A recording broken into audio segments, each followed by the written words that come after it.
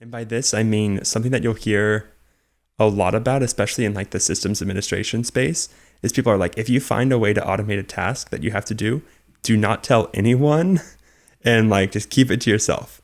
Because the second that they find out that, something that used to take an hour of your time now takes 5 minutes, they're going to give you 55 minutes of work. Yep. Yeah. So it's rewarding like work well done with more work. Yeah. Which obviously like the person has more time. Like there's other things they can do, but you need to understand like at least their perspective on what's best for them may not be what's best for the company as a whole or for the overall productivity of the team.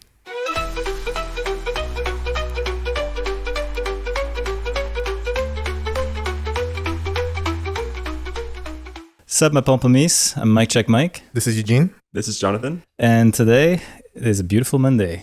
So let's jump right in with our first big question where we discuss challenging and conceptual questions. And the topic for today is how do you create a culture that values productivity over hustle? Now that's kind of a loaded question right there, and maybe we'll break it up into a few different sub-questions that I'd like to explore with y'all. One of which, and maybe we'll start there, is a question of what are the metrics that a productivity-focused culture should look at, right? Whether looking at individuals or at a company level. Mm-hmm. Yeah, I think prioritizing productivity over hustle is sort of a question of efficiency. It's like, how much do you get done per hour of work? Well, you could, on an individual basis, you could look at it per hour of work. On a company basis, you could think of it as like per week of work, but that's also where you kind of get some hustle coming in, because if you have like, let's say you have a team of people and they're working 40 hours a week, you can get some amount of work out of that. And if you're kind of measuring it on how much progress do we make each week, you're going to get more progress if you work them for 80 hours a week. It's not going to be double. It might be 50% more.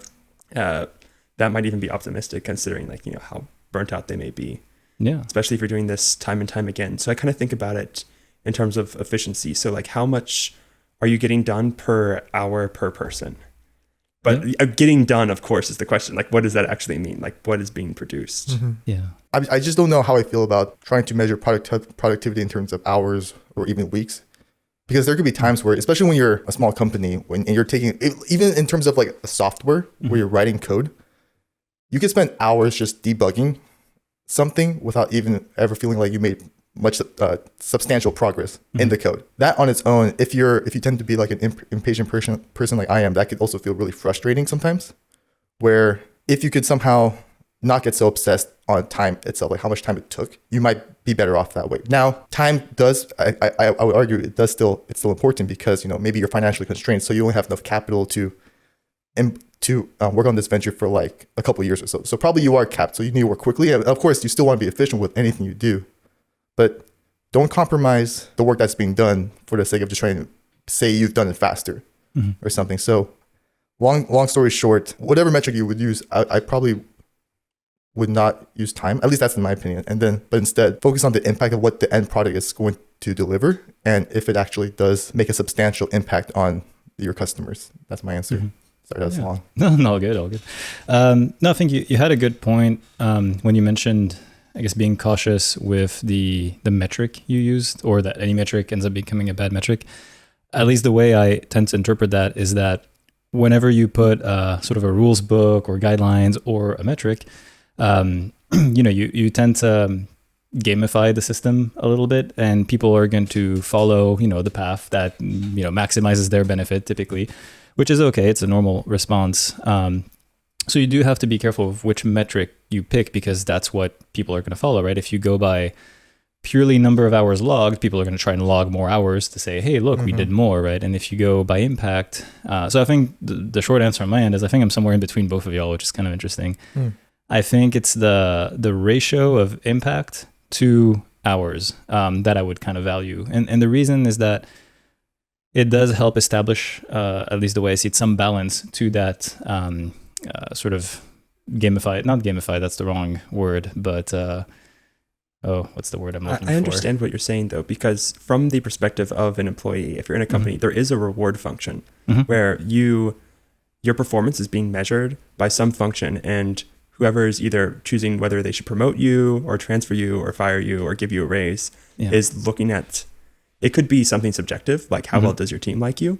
Or it could be like, something like how many commits do you have to the code base, So whatever that function is, it needs to be kind of crafted carefully to not incentivize the behavior that you don't want to see from people. Exactly. Yeah, and sorry to interrupt, but going back to the reward function, if you try to measure everything based on time, you might end up punishing people who do try to invest in something that has a big impact but ends up taking a long time. So you end up just rewarding effort that has a really quick turnaround. So you're with really short time. So yeah, and game theory was the word I was trying to look for, but reward function was a good one as well. So yeah, I think to that point, it's if you reward just time, you could reward someone who put in more time, right, as well, or did the least number of hours, but it's kind of disconnected from the meaning that it had. Whereas if you had the impact, you could also be rewarding things that are impactful but completely non-implementable. They're way too long. They're on a 20-year time scale. There's no way to practically get there. And so I think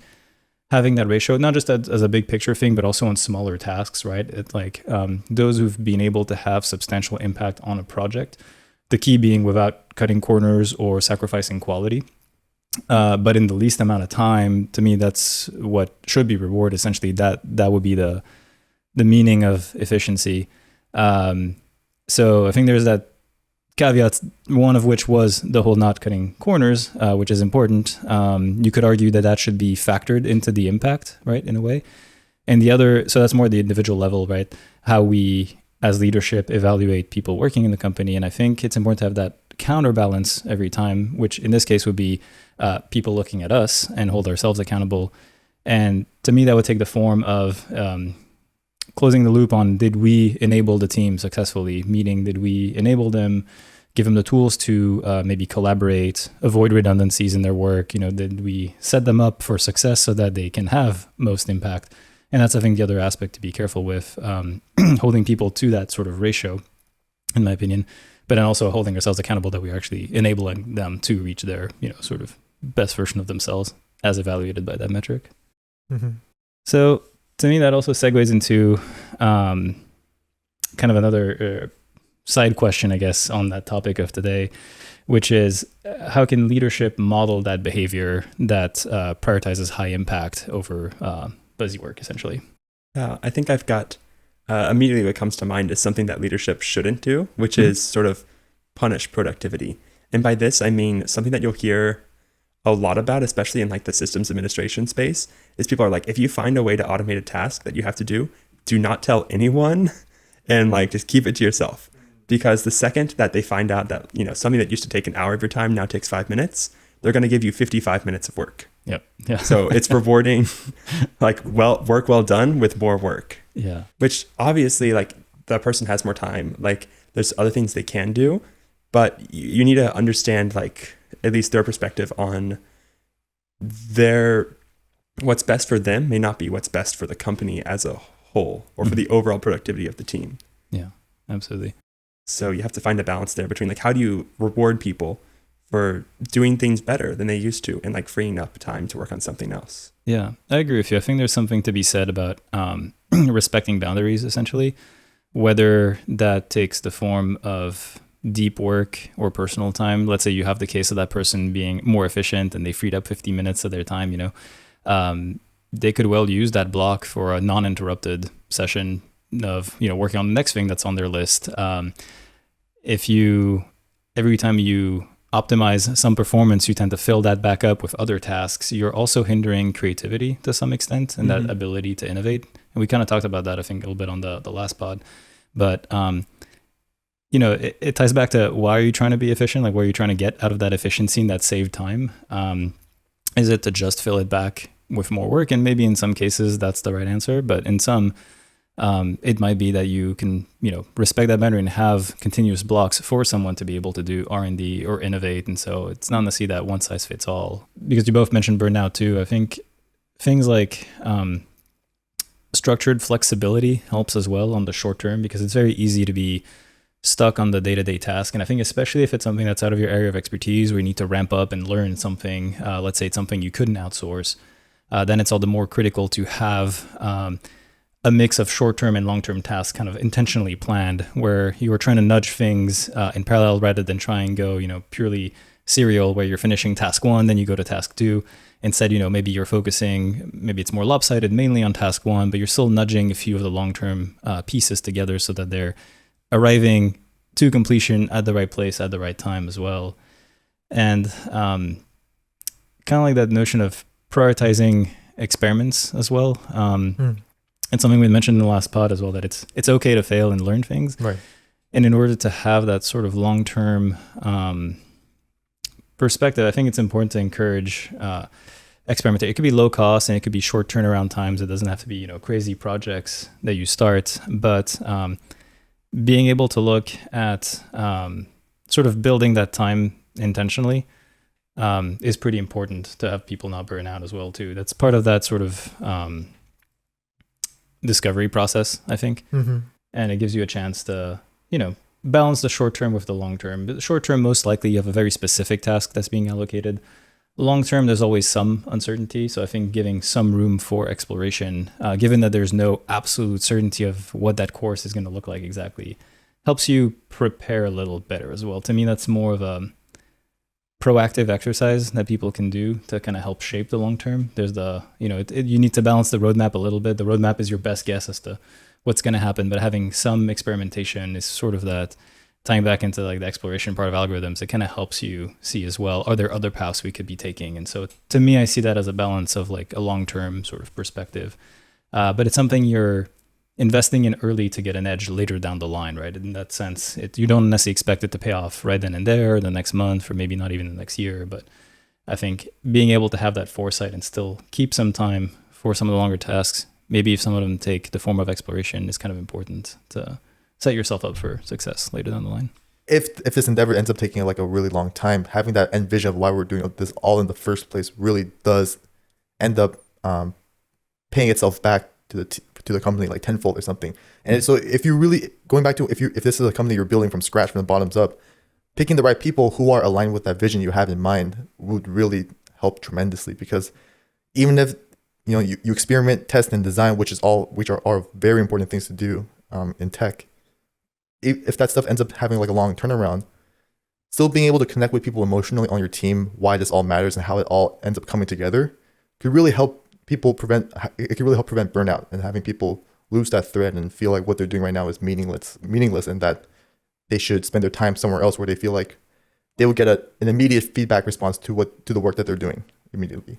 Yeah, no, absolutely. I think preventing burnout too, to keep, especially if you have a high performing team, sort of maintaining that team is important, right? No one wants their team to burn out and then leave, or investing in the mental health of that team is also pretty important.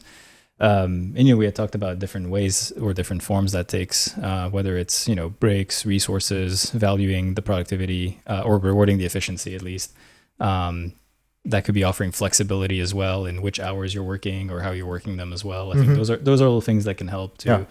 Because sometimes you don't necessarily have a huge choice on which, some tasks maybe you can't offload and you have to go through them, and they're not necessarily your area of expertise, or they're not necessarily fun tasks. So I think there's all this sort of called peripheral supporting environment that you need to also create, other than just a reward system. And if there are loads that you can avoid your team from having, then you can, but sometimes they're inevitable. And so I think that's where that supporting environment kind of comes in to tie it together. I do wonder if there is some correlation between increased productivity and an individual sense of loyalty to a company, where, like you're saying, the more you meet your employer's needs, if you allow them to have flexible work hours, they can work from home, you provide medical insurance for them, the employee feels like you're in their corner with them, instilling that sense of loyalty to the company and to the greater cause or greater good or whatever, could really help people just work more efficiently, more intentionally as well. Because that's another thing with productivity, is that people will probably just care more about what they're doing. They're more invested in this in the enterprise that they're a part of. I would think so. I mean, imagine if you make it a genuine two-way street, right? Then I think that would hold true. And you see a lot of people who over time, and different studies show that over time, people switch companies more often and so on. But, I wouldn't necessarily fault them. Like, what have a lot of companies done to really show that it is a two-way street, or that the loyalty of staying within the same company really pays off, right? Prior years, maybe decades, you get pensions and other things, things that typically aren't done these days. Some companies still do it. But yeah, no, to your question, I do think if it is genuine and the company genuinely cares and supports the employees, I do think there should be a certain loyalty. And I'm thinking as well, like if you look at the flip side, let's say the employee feels like they're just being used by the company and the company doesn't care about the individual. The employee will go there just to clock in and clock out. They're just there for the 8-hour workday. Yeah. Just there to earn money. So at that point, they probably wouldn't even care what they're doing. They're just there just to burn time, kind of like what Jonathan was alluding to earlier. You're just there to burn time. So then you end up just doing busy work, really. You're not really doing anything that has that much meaning or value, because as an employee, if you don't care about the company, you couldn't care less about what you're doing. And if anything, you wouldn't even want to support something that you hate. Yeah. As well. Well, then if you're on autopilot like that, for example, just doing busy work, you probably lose your ability to innovate, which is problematic. And maybe even worse than that, especially if that person is handling a process that is dangerous, handling chemical, hazardous materials, explosives, it's a bunch of processes that are not non-trivial, let's say. If you're on autopilot, I mean, you're less engaged. That's where accidents can sometimes happen. It happens in aviation and other fields where people just, didn't really double check. They're clocked in, clocked out. And when you sort of stop innovating and questioning processes and the efficiency, that can be, extremely problematic as well. So it's to our advantage and to the employee's advantage, I think, to make that two-way street happen. Yeah, no. So it's really interesting because this question was initially, how do you create a culture that values productivity over busy work? It ends up kind of becoming a more broad, perhaps a more fundamental question of being able to respect the employee. How do you give them a reason to want to help you as the company? Yeah. Yeah, and I think that is kind of the fundamental question there. It's it does need to be genuine. It does need to be at the heart of what you're requesting of the employee. That's where I was mentioning boundaries earlier with, people's times, whether it's choosing how they work, how they choose their workflow, or what they do on their personal time too. If you're really sort of idolizing the grind and, looking for hours and people working late nights and weekends, you're not really valuing the employee. You're valuing the output you get out of them as a company. And that's a one-way street, right? Whereas I think if you are genuine in that approach of respecting the time, it doesn't have to be mutually exclusive. You still can get really great yield as a company from that person, but also have that company or that person be happy. I really don't think they need to be mutually exclusive, or at least, I think that's something we should shoot for, is generally having happy employees, and they are more productive employees, but that's a win for both of us, right? For them and for us. Right. And I think that's a good setup to me, at least. But it does need to be genuine. Otherwise, exactly. I do think, people aren't silly. They're going to see you're trying to game them, and that's not just morally not right. That does bring another question too, like as we're thinking workflows and how employees, kind of process, I guess, their information or their tasks. And I'm curious to have y'all's take on what tools and workflows, or what roles those two things play in enabling that productivity. I think for me, I immediately go to my own, albeit limited experience with programming, where I have an idea of what I want to create with the code. But there's so many times where, like I mentioned before, there's hours spent on debugging without making constructive, positive progress, and just you being bogged down with perhaps just trying to better understand the language, the programming language of whatever you're using. So like maybe I'm someone that's familiar with Python, but then I'm trying to write something in Java, but I have an idea of what I want to encode using Java, but then there's just this step zero kind of part where I have to learn all this overhead and stuff like that. It ends up delaying the progress that the meaningful progress I want to make. Just slows everything down to almost like a grinding stop, so to speak. And kind of going back to our own personal ideation process, where some people were like, oh, let's use Confluence to improve productivity, Notion, Microsoft Word, Google Docs. There's a bunch of tools, but there's also so much overhead that goes into setting all of this up that ends up being unironically like counterintuitive, because like you're spending so much time to be more productive, but you end up not being productive at the end of it. So you got to pick the right tools, really, you gotta be really picky, but so it's hard, but picking the tools that offload a lot of this busy work, overhead, to give you back the space to innovate and ideate, which is why I think AI is so prevalent this day, because it helps expedite a lot of that middleman busy work that we just really hate to do as creative innovators. So yeah. I think you're correct about needing to be kind of picky about what you choose to make tools for or use tools for. But I am sort of, as a general philosophy, kind of on the opposite side of the spectrum. Like, I really like tools. If I'm, say, doing a homework problem and I see two problems that are very similar, just with like different numbers, and I see a third problem coming up, I will write a script to do the third problem for me because I've already done it twice. Or it's just that there's certain times when you can just, I really think it is worth kind of the avoiding technical debt down the line by making tools for yourself, but not just tools for yourself, tools for the team. And that way you can avoid redundant work. Or if the design pivots, you can, instead of having to start from scratch, you just take one step backwards, or you just change the numbers you're drawing from.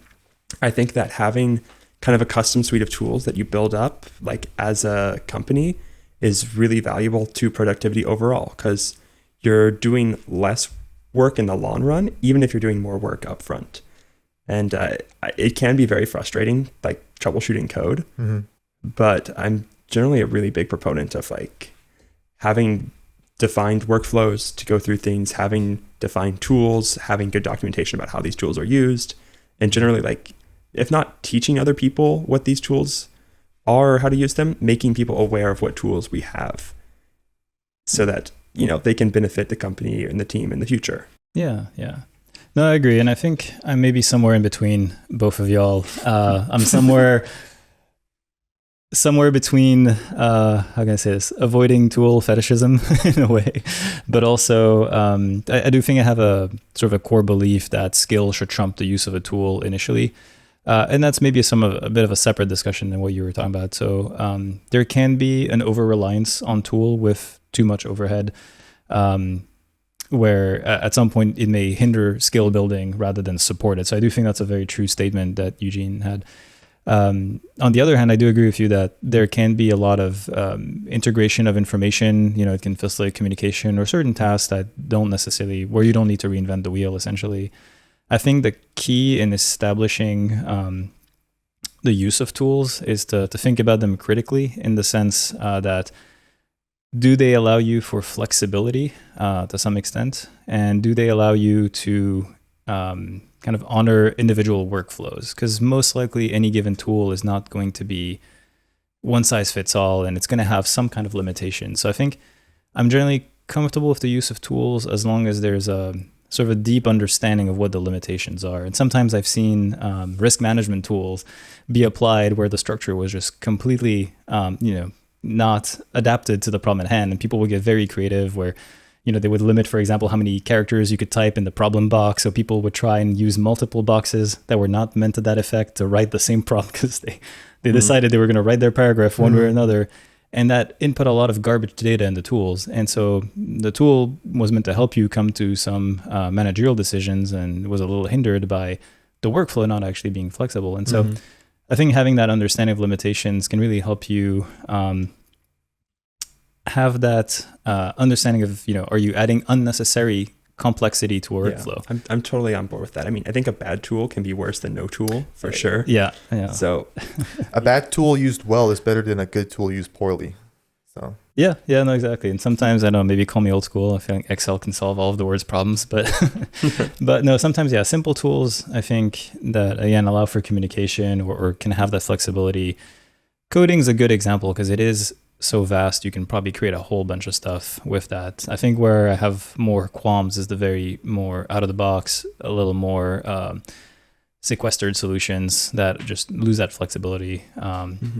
Once they start affecting individual workflows, I think that's when it can become a bit problematic, because that's when you get into that situation of either you're trying to force the wrong tool or you're going to have to implement way too much overhead to make that tool work. So there's kind of a balance between the two. And so, yeah, I'm somewhere between the, skills should trump tools, but also tools can be practical. So no, it's funny because Jonathan and I were like the angel and the devil on your shoulder. Yeah. Yeah, exactly. Like build more tools. I volunteer. I'll pick myself the devil. We're like saying these two things, and you're like the mediator. No, I mean, like most things, I think a healthy balance is good. And I think the real nice thing about this conversation is trying to establish where is that limit, or what are the levers you should pull on to, you know, get to that decision of whether it's a good tool or a bad tool. And at least today, that's kind of how I would frame it for the selection process. Yeah. All right. With that, we can go into our second segment, Thanks Mom, where we ask ChatGPT to give us 2 words to ideate around with the goal of creatively exploring business cases. If Eugene will dramatically press the button. Show us what we have. Here we go. This doesn't. This looks worrisome. Oh, this one will be interesting. Here we go. Shadow blender. Shadow blender. I usually try to come up with a pun. Oh, actually, this is a pretty good. You can make a very quiet blender, potentially. That's true. To not disrupt your neighbors if you're living in an apartment, or wake up a baby, or annoy your dogs, or something of the sort. Not wake up your roommates. Yeah. Yeah, wake up someone who's sleeping, you know, like. So that's a decent idea. It's just, how would you accomplish that? I mean, I guess you could have like the blender, you just put like soundproof bots over it. Yeah. It could just be like an accessory for your blender, you know? Yeah, I think that like those industrial blenders, they sometimes are in this glass looking case or plexiglass, or just have a very well insulated one, dampen all that sound.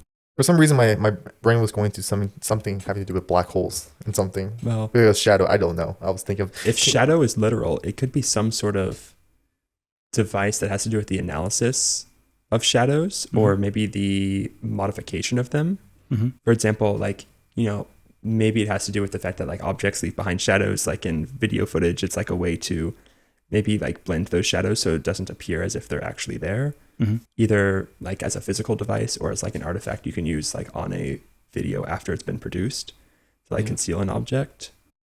Yeah, it's definitely that, or going the other direction, like rendering tools for, you know, shadow casting, for photorealistic sort of render. Blender as in the rendering software. Yeah, like the actual blender.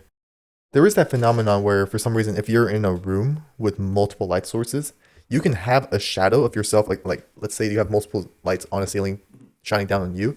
You can have a shadow on the ground. That's you, obviously. But then for some reason, you can have another shadow of your hand ending up being darker than the original shadow portrayed by you. I'm not sure if I'm doing a good job, but where like the shadows will overlap. Something like that, yeah. But then like there's like different quote unquote strengths of the shadow, where one shadow is like darker than the other, depending on, because you have some diffuse lighting like reflecting off the room onto the shadow. Or I wonder, because we normally use light nowadays. You can use a magnifying glass. I forget if it's a convex or a concave lens, where you concentrate light into something. Like, you know, if you're a kid, you use a magnifying glass to burn ants or something from on the sidewalk or something. If you're a particularly mean kid with a red childhood or something. But I wonder if there's something you can do with shadows, where what if you're in an environment where it's easier to somehow, assuming there is some value to concentrating shadows.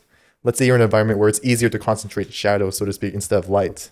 And maybe you can do something with that. Now I'm going to Starshade, the project. Oh, yeah. You were talking about black holes, and all of a sudden that got me thinking of Starshade, who was trying to block out solar light actually for different observations. So I guess in a way it is shadow casting, intentional shadow blending, call it, I guess. Because normally, you know, you can engrave stuff with like light, like concentrated light. But what if you use shadows to engrave everything else except that one patch of shadow? And then going back to the whole idea where you can have overlapping shadows of varying strengths. I'm going to call it, I don't know if it's strength with shadows. Someone correct me if I'm wrong. But then I wonder, in theory, you know, assuming, you know how like a Venn diagram, you have that middle part where it's the overlap between two ovals. And then you have like the other ovals that are like just exclusive to that group, so that everything outside of that Venn diagram is not included part of that group. So that could be like where light is shining. Yeah. So then everything there just gets burnt away. And then you have the oval, where the exclusive group, where it's just less exposed. And then you have the middle part, which is not like completely covered from the light. I'm wondering if when it comes to 3D printing, for example, you got some UV techniques, right, which cure based on UV. I wonder if there would be merits to, instead of selectively UVing a certain part, you have the whole thing being UV'd and use the shadow. You know, it's essentially, I don't know if you could make it lighter, less power intensive, or more efficient by, instead of trying to move the light, move the shadow instead. Especially if you can adjust the intensity of like how much UV is going into the resin. Yeah, if it could allow you to play there could be with that. That could be maybe an interesting use. Trying to integrate your Venn diagram. I am just pulling stuff out of my imagination right now. Hey, that's what this is for. I do like the idea of the covert blender, though, with the shadow blender. Yeah, you can blend anywhere. Absolutely silent. Battery powered, too. Your enemies will never see it coming. You want to smooth it out in the battlefield, but don't want to be seen. Don't want to reveal your position. Exactly. Yeah. Has no acoustic No signature. acoustic signature, no thermal signature. The ultimate Completely battle blender. camouflage. I mean, I'm sure there's some stuff that could be done with, whether it's etching or the UV process, like casting shadow instead for your mold, dynamically, sketching out a mold, I guess, instead. Even though it's not a very mask. technical thing, I think I would actually appreciate having like something to make my blender quieter. I think Jonathan I'm is just on that saying, use you guys, case. I use the blender quite often, and I often think like, yikes, my neighbors are not going to like me very much. Tying it, no, I will say there are some really loud blenders, and from the business case, you probably have a larger population there of people to service. Mm-hmm. Yeah, that's or cleaning blenders. I don't know if the shadow part would extend to the cleaning operation part of the blender, but that's where I get lazy. It's having to clean the blender afterwards. The shadow blender could like take itself out to the, to the dishwasher or something. Maybe that's the shadow part. It's as if you never used it in the first place, rather than being quiet. Yep, no one knows the last time you used it. It's so quiet, so clean. Now I'm thinking of geoengineering, essentially, and blocking the sun for affecting climate on Earth, right? There's some of these, call it crazier projects of messing with weather and essentially temperature, right? It's all thermodynamics, or weather being mostly thermodynamics driven.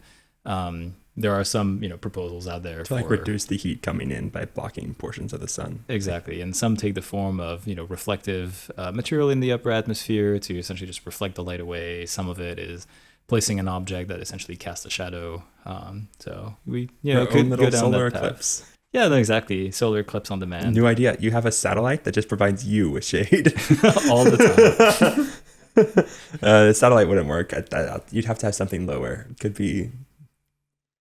I wonder what the maximum altitude you can have a personal object shadow at. satellite. Yeah, personal operate shadow at. satellite. Where would it need to be? Yeah, because I imagine at some point it just doesn't even matter. The light just goes around it largely. It'll just be a drone with a diffraction limit. Yeah, it gets diffracted as it enters the atmosphere and just hits you anyway. I was just thinking it'll be some sort of drone with an umbrella on top of it, just flying around for you. There you go. Yeah. Another use Hey, case. it's got the spinning blades. It's sort of like a blender. Yeah, the Mary Poppins. It just follows you around. Cast a shadow. My mind was going to some technology that has to do with blending very dark pigments of paint for some reason. Like the Venta Black of... Yeah. Yeah. The darkest black on Earth or something. I don't know. Where would the I think we blender come get into that edible, one? Yeah. edible Fanta Black. Yeah. Could be a product for use in food. Food Venta Black. Yeah, exactly. Food Fanta Black. Oh dear. I mean, you want to tell me that someone doesn't want to eat like a cake that is unnaturally dark? The ultimate the forbidden chocolate cake. This chocolate is so dark. There's a lot of different ways to interpret this prompt. So in that way, it's a good prompt, I think. I feel like it could have to do with, I know that blending is a thing that's done in makeup. So it could have to do with like the shadows, like some sort of method to maybe calculate like the best place to apply like makeup in certain amounts to like cancel out like natural shadows on the face or like certain lighting conditions or something. So actually, that makes me wonder if beauty industry being as big as it is, I'm just thinking of my own partner sometimes looking through different makeup brands and looking at the tones, for skin tone, especially if you're like, non-white, essentially, like you just have a variety of skin tones that aren't necessarily well represented. I wonder if you could have like a system, maybe it's just like a visible camera that looks at you, gets your skin pigment, and then blends the right, Exactly. Yeah. stock material essentially to give you your custom exact pigment. blend. I see. Exactly. Or maybe for certain occasions or something, and maybe you can have it intelligently blend. Say you're going out and you want something with a shade of hue, but still be cognizant of your, skin tone, for example. I wonder if you could have a smart system that's like visual, or some sort of system powered. that takes account of like the transparency of the makeup once it's blended, and then combines that with like what your skin tone naturally looks like, where it would be applied. Yeah, and exactly. then like works backwards from the final product to like make the pigment itself. Yeah, exactly. I'm picturing you walk in. I don't know, CVS would be the best distribution point for that. But like, you walk in and you get your customized solution. Like you just stand in front of it. You can answer a few questions, and then it comes out and says, "Hey, here's the exact blend you need," and then maybe gives you like a makes your own custom hex code, for it, or it figures it out based on the color palettes, and then when you go back, to compare it. exactly, Yeah. And if you get more tan, then it like, gives you a different makeup, that works better with your new skin tone. So if you could make it smart enough to tell you either comparable products that are maybe non-blended but similar, or anticipate things like tanning or winter, I guess, going the other way where you lose your your tan. skin becomes naturally more red, like blush more.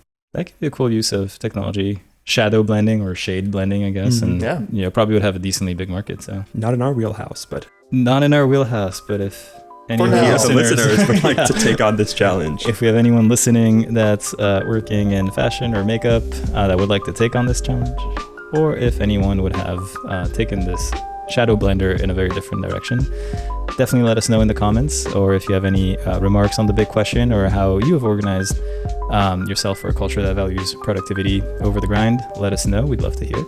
And thank you. Thank you. Thank you.